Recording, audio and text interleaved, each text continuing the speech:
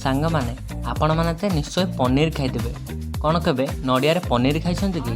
हाँ आज्ञा, तो आसतु आज वीडियो रे आमे आपनको देखाइबु कि घर स्टाइल रे नड़िया रे पनीर केमिति तैयारी करा जाए।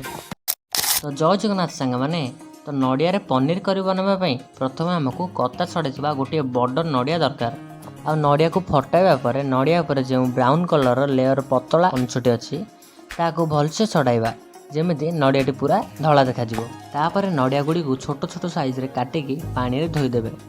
धोइबा परे नड़िया गुड़ी को ग्राइंडर जार रे बिना पानी रे दर दर करी ग्राइंडर करिवे। मने रखिथिबे कि नड़िया रे जमा भी पानी देबे ना। एबे हमर नड़ियाटी ग्राइंडर हो गला। एथिरे देबा हमें बतरा जाइतबा किछि चाउल। आपण माने चाहिले चाउल गुंड मजे नै परिबे। याको मध्य भल भाबरे ग्राइंडर करि नेबे। तो देखंतु हमर नड़ियाटी केमिति पाल आउ सॉफ्ट हो जारिछि।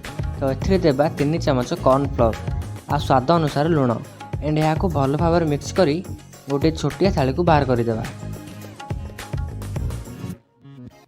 आ कड़े रे किछि पानी देई सेथिरे प्लेट किंबा गिन्ना रखि नेबा। तापर आमे जे नड़िया रे पनीर बाहर करबा पई रेडी करिथिले ताकू गिन्ना ऊपर रखि नेबा। कवर करिकी हाई फ्लेम रे 15 ରୁ 20 मिनिट पर्यंत स्टीम हेबाकू छाड़ी देबा। जे पर्यंत पनीर टी स्टीम होउची सेतिक भितर आमे जार रे किछि काजू सहित पानी को देई ग्राइंडर करि नेबा।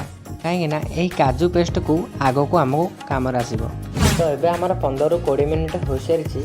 आ देखि पारुथिबे नड़िया रो हमर बिल्कुल ड्राई हो सारिलानी। आ हाथ रे छुइले मध्य बिल्कुल लागु नाही। ता माने एहा हमर पनीर बनबा पई बिल्कुल रेडी। एबे आकू बाहर करके ठंडा हेबाकू छाड़ी देबा। एठी देखंतु आमे आकू 10 मिनिट ठंडा हेबा पई छाड़ी देथिले। पनीर हमर ठंडा हेबा परे गोटे छुरी साहाय्य रे आकू एमिति काटि नेबा। आ एहा आमे गोटे स्क्वायर भली काटि नेबा। काहेकि ना आमे प्रायतः पनीर को स्क्वायर भली काटि थाउ। एबे देखंतु पनीर गुड़ी टिके बड़ साइज रे अछि। सेथि पई आमे एठी नड़िया पनीर को टिके हल्का काटि नेबा। तो आमे एठी मीडियम साइज रे काटिछु।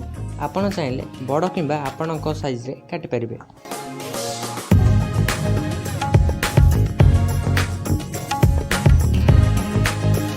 तो एबे कोन करबा ना कड़ाई रे 2 ରୁ 3 चम्मच तेल देबे। तेल गरम होला परे पनीर को गोटे गोटे करी कड़ाई रे देबे। काहेकि ना आमे एटा नड़िया पनीर बनाउछे सेति पई एटा बहुत सॉफ्ट मध्य होता है। तो गोटे गोटे साइड को हल्का रंग होला पर्यंत भाजी नेबा। एबे देखंतु हमर पनीर टी हल्का नाली हो सारिछि। एबे ही पनीर गुडा को गोटे प्लेट को भल भाबरे बाहर करि देबा। एबे कड़ाई रे किछि तेल देई काटि रखितबा दुटी टमाटो को अधा भाजी देई सेम प्रोसेस रे किछि कटा जायतिबा मरीच को मध्य भाजी नेबे। एबे देबा कड़ाई रे किछि पियाज आउ किछि रसुण पुणी सेथिरे किछि धनिया सहित जीरा को भाजिबा। मसला टी स्मेल सहित स्वाद हेबा पई 3टी अलैच गोलमरीच लवंग छाली फूल और तेजपत्र को मिसाई या को भल भाबरे मिक्स कर देबा। एबे आकू किछि समय पई ठंडा हेबाकू छाड़ी देबा। आबर मसला ठंडा हेलानी चालन ताकू एबे ग्राइंडर करदा। ग्राइंडर बटा हेलानी। एबे आमे कड़ाई रे किछि तेल देबा परे ग्राइंडर करि रखितबा एही मसला पेस्ट को कड़ाई रे तेल ऊपर देबा। जहा द्वारा एही मसला पेस्ट रो फ्लेवर टी बहुत टेस्ट रे परिणत होबो।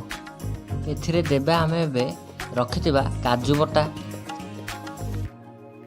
क्षीर रो सर सहित क्षीर मध्य देबा।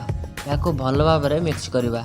एबे हमर मसलाटा छाड़ी आसिलानी पूरा परफेक्ट हो आसिलानी। तो एथिरे आमे देबा एबे किछि पानी आ याको 5 मिनिट पर्यंत घोड़े रखिबा। तो एबे देखंतु हमर मसलाटी पूरा 5 मिनिट पर केमिति फुटी आसिलानी। एबे एथिरे देबा भाजी रखितबा नड़िया पनीर। एबे पनीर को हल्का से घांटी नेबा। बो एथिरे आ कोन पकाइबा पई बाकी रहि गेला कि? हां गोटे दिन छजे से होचे चिकन मसाला।